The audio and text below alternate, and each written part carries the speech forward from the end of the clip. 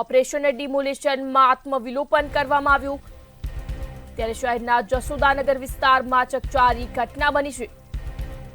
અમદાવાદથી આ સમાચાર, જ્યાં ડિમોલિશન કામગીરી દરમિયાન મહિલા દ્વારા આત્મવિલોપન કરવામાં આવ્યું। ત્યારે મહિલાને તાત્કાલિક સારવાર અર્થે હોસ્પિટલ ખાતે ખસેડવામાં આવી છે। રોષે ભરાયેલા સ્થાનિક લોકો દ્વારા એએમસીની ટીમ પર હુમલો કરવામાં આવ્યો। સ્થાનિકો દ્વારા એએમસીના અધિકારીઓ પર આરોપ કરવામાં આવ્યા। ત્યારે અગાઉ દુકાન માલિક પાસેથી એસ્ટેટ વિભાગે પૈસા લીધા હતા, છતાં પણ એએમસીના અધિકારીઓ ડિમોલિશન કરવા પહોંચ્યા। જ્યારે રોષે ભરાયેલ લોકોએ એએમસીની ગાડીઓ પર પથ્થરમારો કર્યો। અમદાવાદથી આ સમાચાર સામે આવી રહ્યા છે, જ્યાં ઓપરેશન ડિમોલિશનમાં આત્મવિલોપન કરવામાં આવ્યું। ત્યારે રોષે ભરાયેલા લોકોએ એએમસીની ટીમ પર હુમલો કર્યો। અમદાવાદથી આ સમાચાર, જ્યાં ઓપરેશન ડિમોલિશનમાં આત્મવિલોપન કરવામાં આવ્યું। શહેરના જશોદાનગર વિસ્તારમાં ચકચારી ઘટના બની છે। ડિમોલિશન કામગીરી દરમિયાન મહિલા દ્વારા આત્મવિલોપન કરવામાં આવ્યું। ત્યારે મહિલાને તાત્કાલિક સારવાર અર્થે હોસ્પિટલ ખાતે ખસેડવામાં આવી છે। રોષે ભરાયેલા સ્થાનિક લોકો દ્વારા એએમસીની ટીમ પર હુમલો કરવામાં આવ્યો।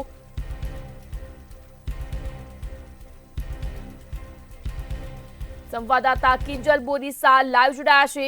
જી કિંજલ, સમાચાર અમદાવાદથી, જ્યાં શહેરના જશોદાનગર વિસ્તારમાં ડિમોલિશન કામગીરી દરમિયાન મહિલા દ્વારા આત્મવિલોપન કરવામાં આવ્યું છે। શું છે સમગ્ર મામલો?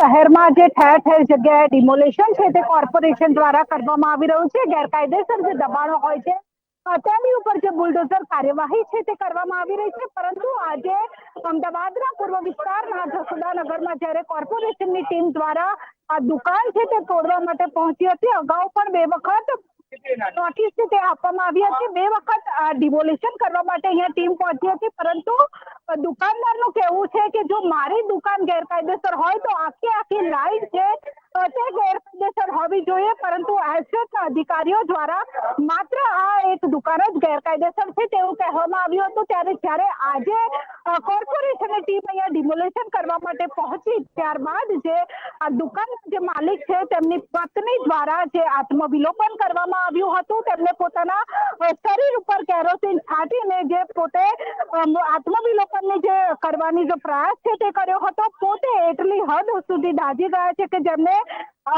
સારવાર માટે જ એલજી હોસ્પિટલ ખસેડવામાં આવે છે। તેમને બચાવવા જતા તેમના પતિ છે તે પણ દાઝી ગયા છે। સાથે સ્થાનિકો દ્વારા એ પણ આક્ષેપ કરવામાં આવી રહ્યો છે કે આ જે કોર્પોરેશનની ટીમ છે તેમના દ્વારા છે અવારનવાર અહીંયા આવવામાં આવતા હતા અને અવારનવાર તેમને અહીંયા આવીને જે લોકો છે તેમને પણ ધમકાવવામાં આવી રહ્યા હતા। તેમ છતાં પણ તમામ જે લોકો આખી ઘટના શું હતી, શા માટે એક જ દુકાન ગેરકાયદેસર? આ દુકાન ગેરકાયદેસર નથી, ગેરકાયદેસર હોય તો આખો પટ્ટો ગેરકાયદેસર હોય। આ દુકાનને પહેલી એકવાર તોડી ચૂકેલા છે, પછી આ ભાઈએ સરખી કરાઈ, એ કોનાથી સરખી કરાઈ હોય? એ લોકોના કહેવા પ્રમાણે સરખી કરાઈ હોય ને તો બીજી વાર તોડવાનું કારણ શું? આમને યોગ્ય ન્યાય મળવો જોઈએ। એટલે બેને આત્મવિલોપન કર્યું છે। આત્મવિલોપન કરવાનું કારણ એ કે સામેવાળા પક્ષે એવું કીધું છે કે તમારે મરવું હોય તો મરી જાઓ। એટલે કોર્પોરેશનના અધિકારીઓ એવું કીધેલું છે। એટલે કોર્પોરેશનના જે અધિકારીઓ છે તેમના દ્વારા સ્પષ્ટપણે કહેવામાં આવ્યું હતું કે તમારે મરવું હોય તો મરી જાઓ। શા માટે કોર્પોરેશન છે તેના એસ્ટેટ વિભાગ અમને ઉપરથી 4 જણ ચડી ગયા ને પછી આલી ભાઈ છોકરાને અંદર બંધ કરી દીધો, રૂમમાં પૂરી દીધો। તાનાશાહી કરે તો તાનાશાહી થોડી ચાલવાની સરકારની, ને કાયદેસર ના હોય તો આખો પટ્ટો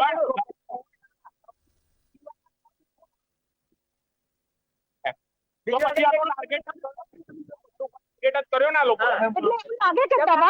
પૈસા જોઈતા હોય તો એની તપાસ, યોગ્ય તપાસ થવી જોઈએ। એના દરેક અધિકારી જોડે તપાસની માંગણી કરો અને અમને જોઈએ એવી અમારી માંગ છે। એને ન્યાય મળવો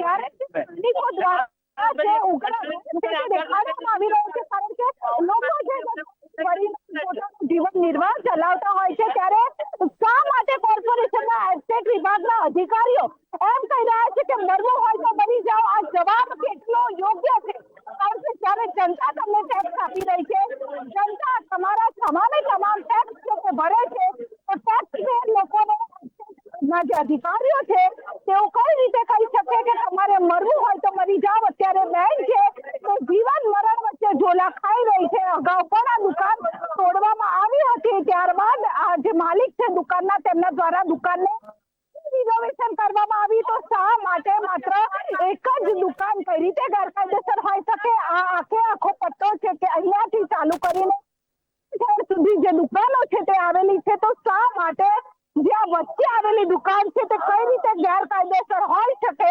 એ સૌથી મોટો એક સવાલ છે. શા માટે એસ્ટેટના જે અધિકારી છે, પૂર્વ ઝોનની જે કચેરી છે, પૂર્વ ઝોનની કોર્પોરેશનની કચેરી છે અને જે તે વિભાગના એસ્ટેટના અધિકારી શા માટે આ જે વચ્ચે આવેલી દુકાન છે કે તે ગેરકાયદેસર છે? હજુ આ દુકાન નવી બનાવેલી હોય તેવું જ લાગી રહ્યું છે અને તેમાં પણ ઉપરનો જે ભાગ છે તે કોર્પોરેશન દ્વારા તોડવામાં આવ્યો છે. જ્યારે 2 દિવસ પહેલા પણ કોર્પોરેશનની ટીમ છે તે અહીંયા પહોંચી હતી અને તેમના દ્વારા ઉપરનો જે ભાગ છે તે તોડવામાં આવ્યો હતો. સાથે કહેવામાં આવ્યું હતું કે આજે આ દુકાન છે તે તોડી દઈશું, પરંતુ તેમના દ્વારા કહેવામાં આવ્યું કે અમને થોડો સમય આપો, અમારી દુકાન ગેરકાયદેસર કઈ રીતે છે તે સમજાવો. પરંતુ આ નિષ્ઠુર તંત્ર આ લોકોને માત્ર પૈસા દેખાઈ રહ્યા છે. ગરીબ લોકો છે, પોતાનો ધંધો કરે છે, પોતાની રોજી કરે છે અને ત્યારે એસી ચેમ્બરમાં બેસતા જે કોર્પોરેશનના અધિકારીઓ છે તેમને સાઠગાંઠ કરવી છે, લોકોને આવી રીતે દબાઈને જે મલાઈ છે તે લેવી છે, પૈસા પડાવવા છે અને આવી રીતે લોકોને આત્મવિલોપન કરવા સુધી કોર્પોરેશનના અધિકારીઓ મજબૂર કરે છે. લોકો આત્મવિલોપન કરે છે. અત્યારે આ મહિલા છે તે એલજી હોસ્પિટલના આઈસીયુમાં દાખલ છે. તેમનો છોકરો પણ તે પોતાની માતાને બચાવવા ગયો હતો તે પણ દાખલ છે. અત્યારે આ મહિલાના પરિવારજનો પોલીસ સ્ટેશન પહોંચ્યા છે. પોલીસ દ્વારા હવે કામગીરી કરવામાં આવી રહી છે, પરંતુ જો આ પોલીસ દ્વારા જે કોર્પોરેશનની ટીમની સામે કાર્યવાહી કરવામાં આવી હોત તો કદાચ આ મહિલાને આત્મવિલોપન કરવાની જરૂર ના પડી હોત. ચિંકીજેલા સમગ્ર મામલે એક સવાલ પણ ઉભો થઈ રહ્યો છે કે અગાઉ દુકાન માલિક પાસેથી એસ્ટેટ વિભાગે પૈસા પડાવ્યા હતા, પૈસા લીધા બાદ પણ અધિકારીઓ ડિમોલિશન કરવા પહોંચ્યા છે, શું કહેશો?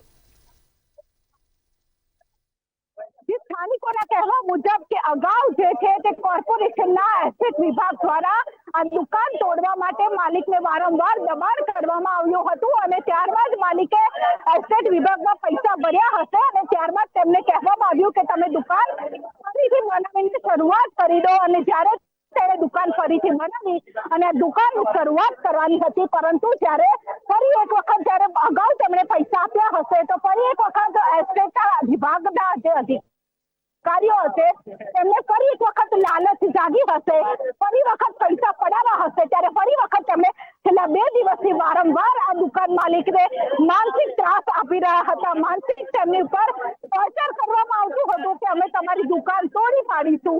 અને જ્યારે આજે તેઓ દુકાન તોડવા માટે પહોંચ્યા તો તેમની પત્નીએ કંટાળીને કોર્પોરેશનના એસ્ટેટના અધિકારીઓના ત્રાસથી તેમણે પોતાનું જીવન ટૂંકાવવાનો પ્રયાસ કર્યો, આત્મવિલોપન કર્યું. પોતાના શરીર ઉપર કેરોસીન છાંટીને તેઓ અહીંયા જે મળ્યા હતા, ત્યારબાદ તેમનો પુત્ર અને તેમનો પતિ તેમને બચાવવા જતા તેમને પણ શરીરે દાઝ્યો છે. પરંતુ આ કેટલું યોગ્ય છે કે જ્યારે અમદાવાદ સ્માર્ટ સિટી છે તો સ્માર્ટ સિટીમાં કોર્પોરેશનના જ ત્રાસથી લોકો કરવા માટે મજબૂર થાય છે અને અધિકારીઓ એમ કહે છે કે તમે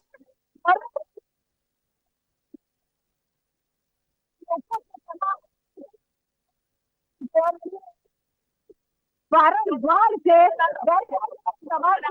અને ગેરકાયદેસર દબાણો તોડવા તે યોગ્ય છે, પરંતુ ગેરકાયદેસર દબાણ ન હોય અને તેમ છતાં પણ તેને તોડવા એ યોગ્ય નથી. જ્યારે લોકો પોતાની રોજી ચલાવવા માટે, પોતાનું જીવન નિર્વાહ કરવા માટે કમાણી કરતા હોય અને તેમાં જો કોર્પોરેશન આવી રીતે લોકોને દબાવીને, ડરાવીને, ધમકાવીને પૈસા પડાવે તો આ કોર્પોરેશનનો ક્યાંનો ન્યાય છે?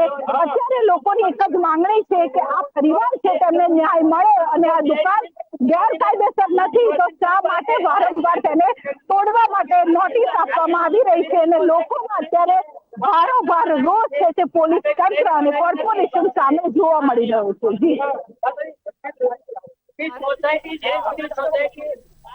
સમાચાર અમદાવાદથી, જે ઓપરેશન ડિમોલિશનમાં આત્મવિલોપન કરવામાં આવ્યું. ચિકિંજાલ માહિતી બદલ આભાર. સમાચાર અમદાવાદથી, જે ઓપરેશન ડિમોલિશનમાં આત્મવિલોપન કરવામાં આવ્યું છે. શહેરના જશોદાનગર વિસ્તારમાં ચકચારી ઘટના બની છે.